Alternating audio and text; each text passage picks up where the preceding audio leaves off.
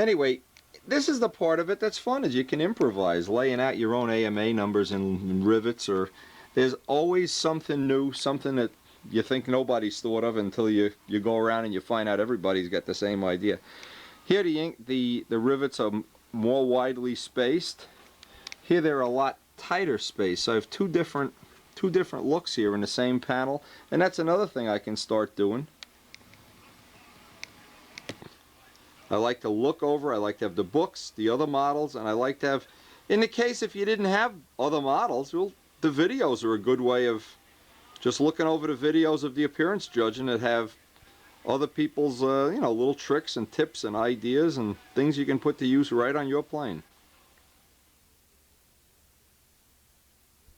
Now these are usually the blisters that give room in the wing for the cannons, and this is something I've simulated on both the other ones in both 3-dimension and in ink lines. I thought I had a template for this already made up, but I don't, so I'm going to make a template for this up. This is one of the things that I think very easy to do and adds a nice, very prototypical touch. Again, I'm laying this wing out little by little by little on the bottom first to see how I like it, but still the best thing I like about the whole thing is when the ink lines or the rivets change color as they go through the different colors of trim. To me, that's one of the nicer of the little unique features of this plane. Now, because I couldn't find the pattern, what I did, I went over and traced half of this, and of course if I cut it on the center line, it'll give me a relatively good pattern. I'll trace it out on 64th plywood, and then I'll have that option of putting the gun blister, I don't know what you call it, the gun blisters, right in ink. This is, even from video I can see this when it's on video, these are the little detail touches, and had I saved that, and I probably do have it somewhere or somebody borrowed it, it would be very easy, but it's very easy to replicate it even if you use a piece of tracing paper. Same technique, 64th plywood, put the little edge on there, and then figure out where on these would normally line up wherever the guns and cannons would be on the plane.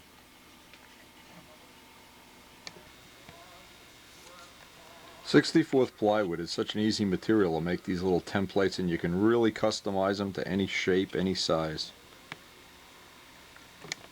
The easiest way to hold this in place, unless you have a helper, and I never have a helper, is have little cutouts so you can tape this right in position. Of course you need to put the little tape under here just a little bit in from the edge so that this will sit just up off the wing, especially on an I-beam wing. This needs to really be flexible, and again, 64th plywood is such a good material for doing this.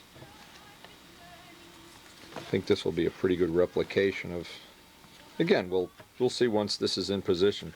Several different sizes of these on the course of the wing, so be interesting to see how they look and how we can lay them out. Again, it's not prototypical, but what it is when you look at it real quick, that's what it looks like. Very important that you have all of the little edges on this completely dressed off, because if that pen goes down and it hits a little high spot. And it seems like it takes, in the beginning, it seems like, oh my God, this takes so much time.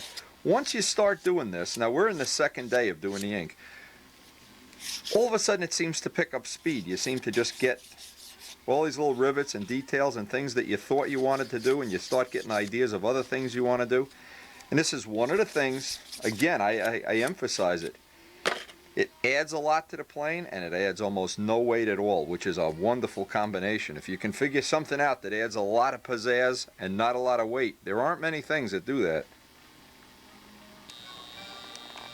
And once I figure out exactly where on this I want to put it, now it's a question of just getting an alignment, and we're ready to ink.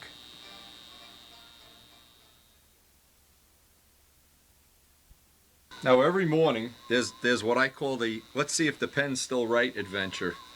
Now I want to have this in bold wide line, and I've got 4 pens working here, so I took the biggest of the 4, and this is a 120. Again, it'll really be, it's always an adventure.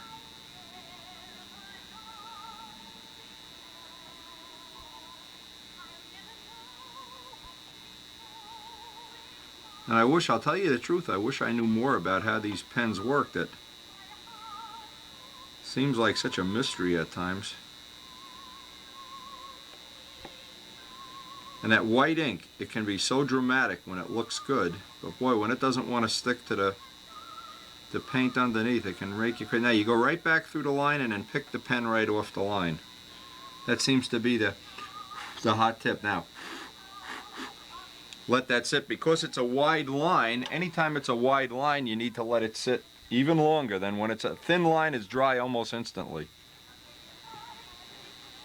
Now, some of the problems you can have, and I should have put this on the video, maybe I'll put it on the next one, is when if you try to pull this up before the ink is dry and you get a smear, well, it's good to do it. Now, what I did in this case is I just went over and started doing some more rivet heads. Let it dry thoroughly. Now I can go when I'm ready to do the other panel. What I like to do is lay one panel out in its entirety.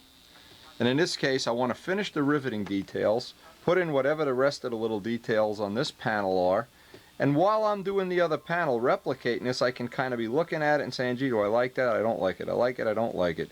Because it's so easy to like get lost here and want to have, you want to put more in than you possibly can, and it starts getting all crowded and busy. And I've seen plenty of examples of planes that have one too many ink lines. But the rivet heads really seem to be a little exception to that rule. It seems like the more you put in, it really ties the whole plane together. And this is where I guess patience is the only thing. And if you could find that one thing that separates your plane from the crowd, a lot of times you'll be looking at the Nats and you see 20 planes that they're all front row material, and you see one that's just a little bit better, just a little bit different, has something going for it, something that when people walk by they tend to look at and they say, gee, how did he do that? Oh, wow, that took a lot of time, or something of that nature. And obviously it's a personal thing. It's if you're looking to get out to the flying field in a hurry, yeah, this kind of stuff really wouldn't matter. In our case, winters are so severe here, I'm looking for an excuse not to get out to the flying fields. Still 5 degrees out there. Now I get into the dark blue. I can't use the black, so I pick this up. This is why you need a ruler with accurate, and there was a time when I used to try to do this freehand without a ruler. Oh boy, what a mistake. I guess there are people that are that talented, but I'm sure not one of them. Okay, now I need to get the white pen working, hopefully get it working, and then fill in the white. This is the rarest of rare days. All of my pens seem to still be writing. Usually I have the little mini ordeal in the morning to get these pens all writing, and by the time you do, the sink is all full of ink. I don't think I have enough patience to be, imagine people that do this for a living. They must really have willpower. Well, they just know what they're doing. Okay, and that completes that line. Now what I can do, because I have the tape at this end, I can fold this back very gently. Very slowly pull up the tape and just work my way over to the next rib. Get the alignment that I want. I'm trying to work right off the rib top. And obviously just go right on to the next.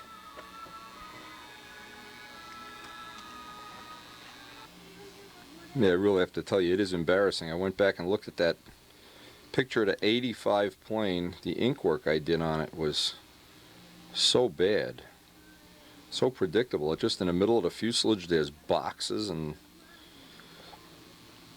I guess I had just gotten into buying those templates, those green templates. You know what's going to happen eventually, and I mean this is just a random thought. Tom Lay mentioned something real interesting to me the other day, that he doesn't think within a couple of years there's going to be no more Letrasets.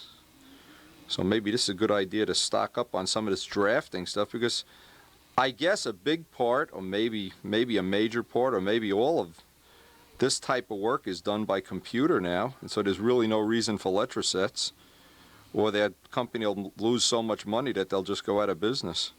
And obviously these pens, maybe we're looking at the last couple of years that you can even buy these pens. Who knows? Interesting thought. And this is the point at which now we just get into, like I call this jogging. It's an endurance contest.